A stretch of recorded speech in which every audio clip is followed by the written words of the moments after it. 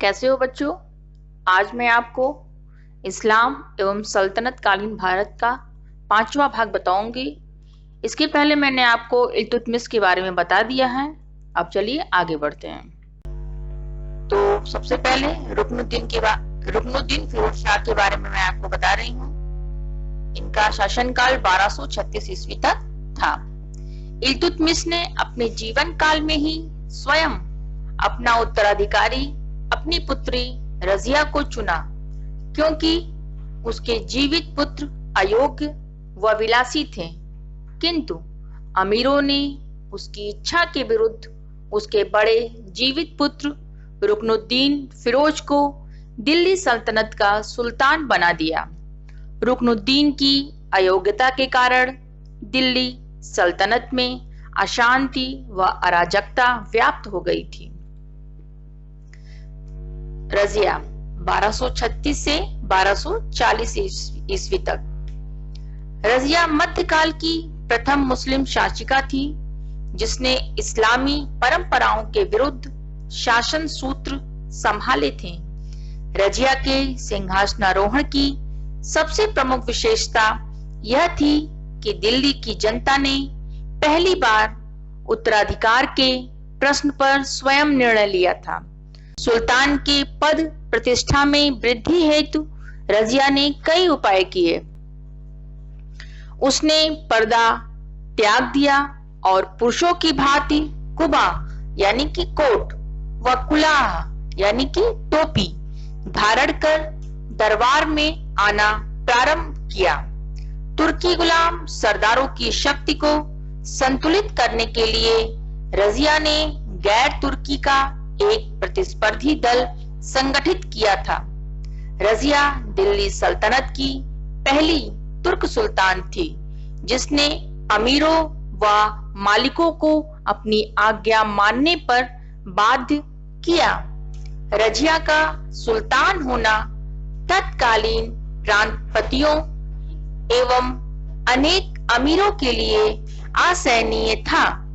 अतः उसके राजगद्दी पर आसीन होते ही बदायूं, झांसी, मुल्तान और लाहौर के प्रांतपतियों ने अपनी अपनी सेनाओं के साथ दिल्ली को घेर लिया। किंतु रजिया ने कूटनीति का सहारा लिया और विद्रोहियों में फूट डलवा दी। इस प्रकार कूटनीति से उसने विद्रोह को दबा दिया तथा पंजाब, सिंध, मुल्तान व बंगाल के प्रांतपतियों ने रजिया का आधिपत्य स्वीकार कर लिया।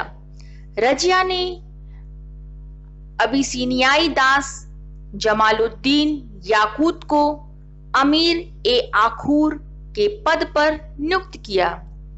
इस पर उसकी विशेष कृपा थी, जिससे तुर्की सरदारों में विद्रोह की स्थिति उत्पन्न हो गई। 1240 ईस्वी में भटिंडा के सूबेदार मलिक अल्तुनिया ने रजिया के विरुद्ध विद्रोह कर दिया। परिणामतः रजिया उसका दमन करने हेतु भटिंडा पहुंची। भटिंडा पहुंचते ही विद्रोहियों ने उसके विश्वास पात्र जमालुद्दीन याकूत की हत्या कर दी। इसके अतिरिक्त अल्तुनिया ने रजिया को बंदी भी बना लिया तथा इल्तुतमिश के तीसरे पुत्र बहराम शाह को दिल्ली के राज सिंहासन पर बैठा दिया। कालांतर में रजिया ने अल्तुनिया से विवाह कर दिल्ली पर पुनः कब्जा करने का प्रयत्न किया, जो असफल रहा। अंततः 12 अक्टूबर 1240 ईस्वी को कुछ लुटेरों ने रजिया की हत्या कर दी। आइए अब आगे बढ़ते हैं। बहराम शाह 1240 से 1242 ईस्वी तक इसका शासनकाल रहा। बहराम शाह इल्तुतमिश का तृतीय पुत्र था। बहराम शाह ने अपने शासन काल में रिजेंट यानी कि मलिक नायब या नायब ए ममालकात के पद का सृजन किया, जो वास्तविक शासक था, जबकि सुल्तान नाम मात्र का शासक बना रहा। एक सुल्तान के रूप में बहराम शाह निहायत ही नाकारा और अयोग्य व्यक्ति साबित हुआ। चलिए अब आगे बढ़ते हैं। अलाउद्दीन मसूद शाह, इनका शासनकाल 1242 से 1246 ईस्वी तक रहा। अलाउद्दीन मसूद शाह रुकनुद्दीन फिरोज शाह का पुत्र था। बहराम शाह के पतन के पश्चात अलाउद्दीन मसूद शाह दिल्ली सल्तनत का सुल्तान बना, लेकिन बलबन के साथ मिलकर नासिरुद्दीन की मां मलिका ए जहां ने मसूद शाह को दिल्ली के राज सिंहासन से पदच्युत कर दिया और उसे बंदी बना लिया। नासिरुद्दीन महमूद, इनका शासनकाल 1246 से 1265 ईस्वी तक रहा। अपने पूर्ववर्तियों के भाग्य से पूरी तरह परिचित नासिरुद्दीन के पास बलबन को प्रशासन की सारी जिम्मेदारी सौंपने के अतिरिक्त और कोई रास्ता नहीं था। 1249 ईस्वी में सुल्तान नासिरुद्दीन महमूद ने बलबन की बेटी के साथ शादी की और बलबन को मलिक नायब रीजेंट किया, यानी कि रीजेंट के पद पर नियुक्त किया। नसरुद्दीन ने बलबन को उलूग खां, यानी कि महान की उपाधि से अलंकृत किया। अब बलबन ही सही अर्थों में सुल्तान बन गया था और नसरुद्दीन नाम मात्र का सुल्तान रह गया था। सुल्तान नासिरुद्दीन महमूद, जो बलबन का दामाद भी था, के पुत्र न होने के कारण 1265 ईस्वी में नासिरुद्दीन की मृत्यु होने पर बलबन दिल्ली सल्तनत का सुल्तान बन गया। इसामी कृत फतूह उस सलातीन से ज्ञात होता है कि बलबन ने ही नासिरुद्दीन महमूद को जहर देकर दिल्ली सल्तनत की सत्ता हथिया ली थी, पर इस बात की सत्यता संदिग्ध है। चलिए अब आगे बढ़ते हैं। गयासुद्दीन बलबन, इनका शासनकाल 1265 से 1287 ईस्वी तक रहा। बलबन इलवरी जाति का तुर्क था। उसका मूल नाम बहाउद्दीन था। इसके पिता 10,000 परिवारों का खान था।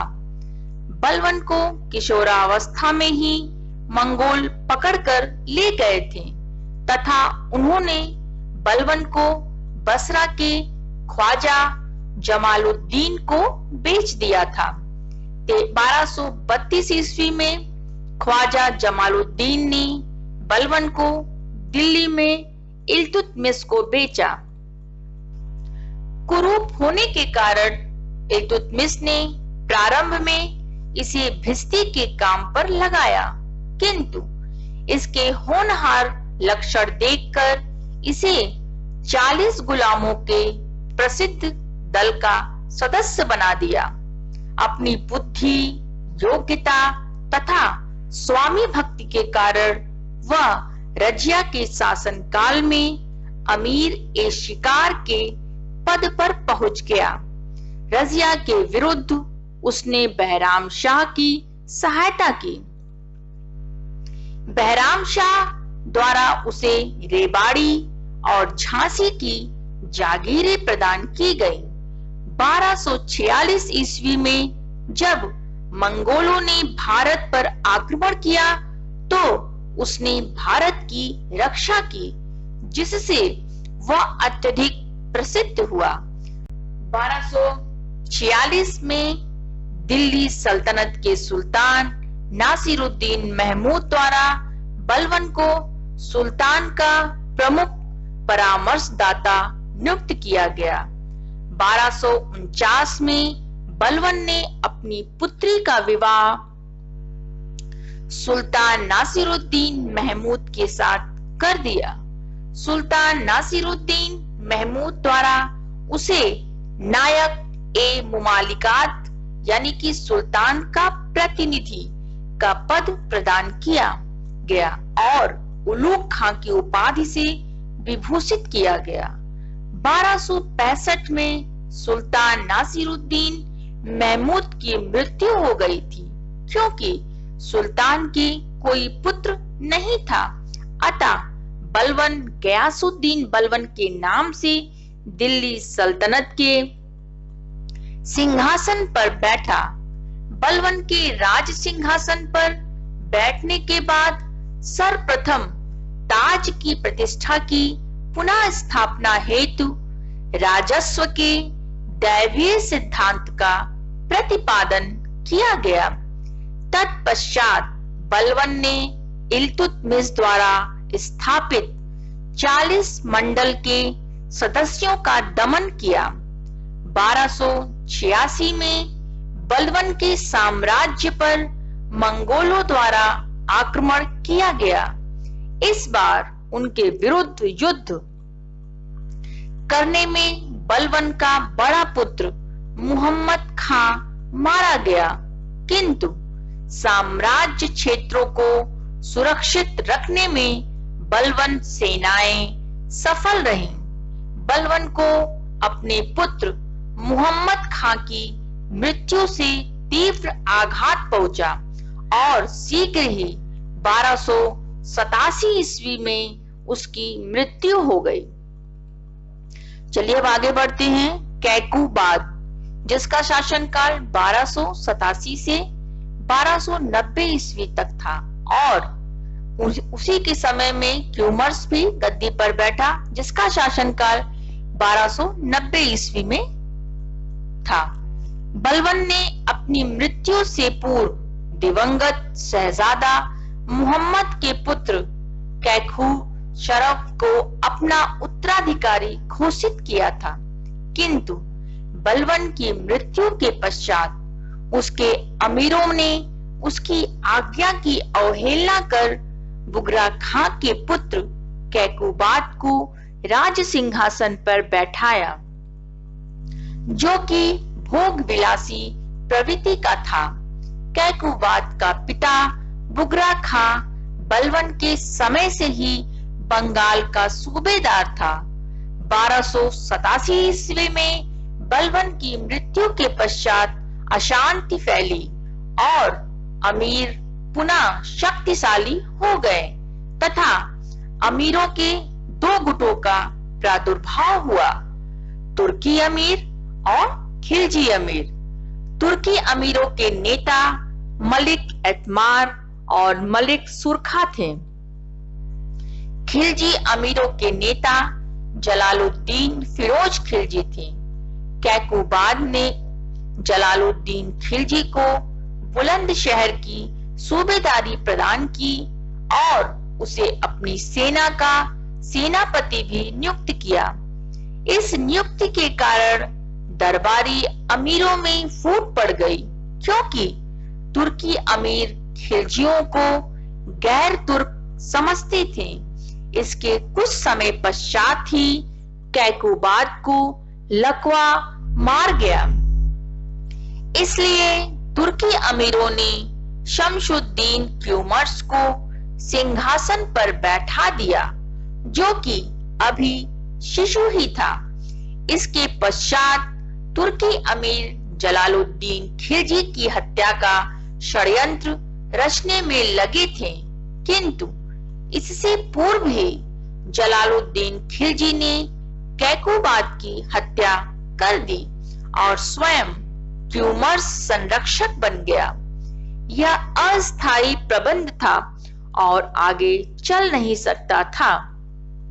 अतः जलालुद्दीन ने क्यूमर्स का भी वध करवा दिया और स्वयं 1290 ईस्वी में राज्य सिंहासन पर बैठ गया। इस प्रकार तथाकथित गुलाम वंश का अंत हो गया। तो बच्चों, आपको ये लेक्चर समझ में आ गया होगा। अगले लेक्चर में फिर आपसे मुलाकात।